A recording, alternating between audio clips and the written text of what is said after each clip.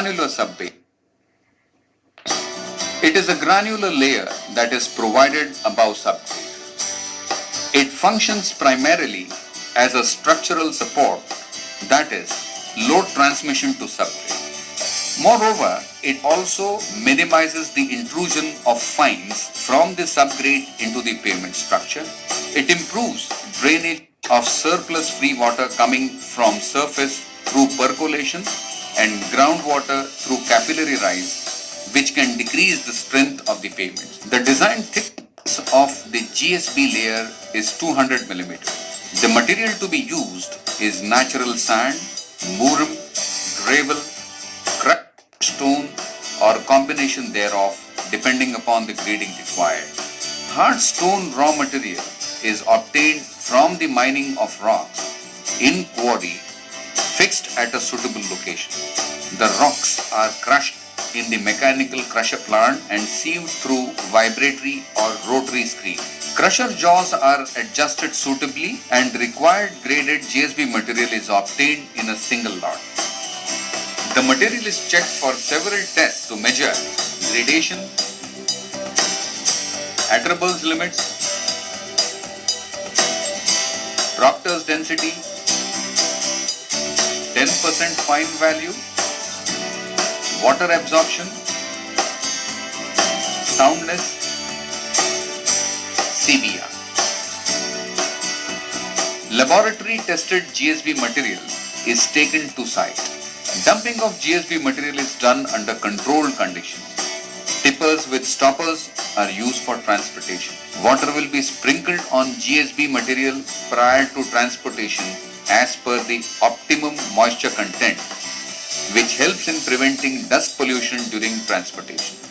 Oversized material found during or after dumping is removed to provide unnecessary formation of voids.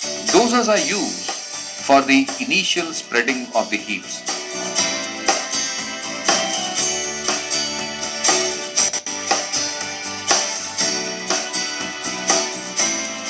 This is followed by the blade graders, which spread the material on the prepared subgrade.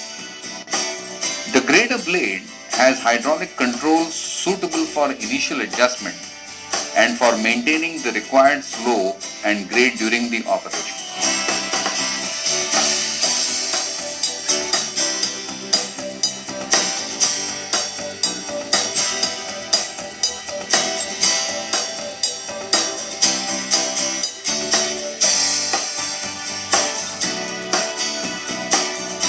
Sample connection is done after the spreading of the GSB.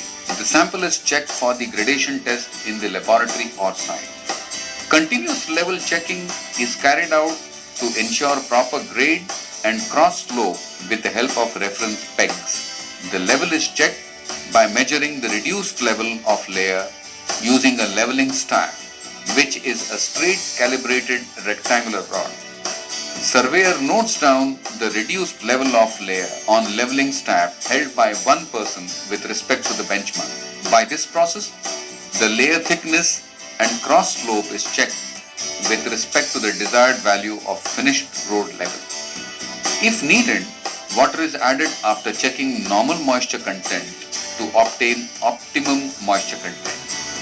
The construction engineer needs to make sure all the sprinklers are in operating condition for uniform water distribution. Rolling is started immediately with the help of vibratory roller using plane and vibratory passes. Rolling will be done longitudinally, starting from lower edge to upper edge. If the thickness of the compacted layer does not exceed 100 mm, a smooth wheeled roller of 80 to 100 kN weight may be used. For a compacted single layer of up to 225 mm, the compaction is done with the help of a vibratory roller of minimum 80 to 100 kN static weight with plain drum. After the GSB layer is prepared, the field is checked for dry density and optimum moisture content.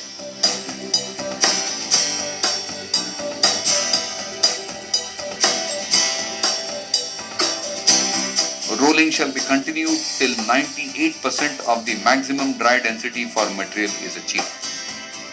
Once the GSB layer is prepared, the shoulder is constructed by the side of the road width. Shoulder is a reserved area along the entire roadway. It is generally kept clear from all traffic. The dumped soil is spread with graders. The grader blades are adjusted as per the required shoulder levels and cross flow. Road shoulders are a very important part of the roadway as they provide side support to the pavement and help to drain water from the surface. They also serve as a safe area for vehicles during emergency. The grade shoulder is now properly rolled with the help of rollers. Width of shoulder according to the drawings is marked on constructed shoulder.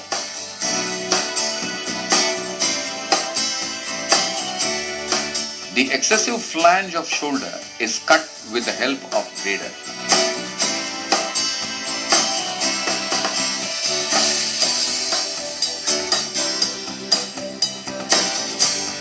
After attaining the required width of shoulder, it is again rolled and followed by check for level, cross flow and density.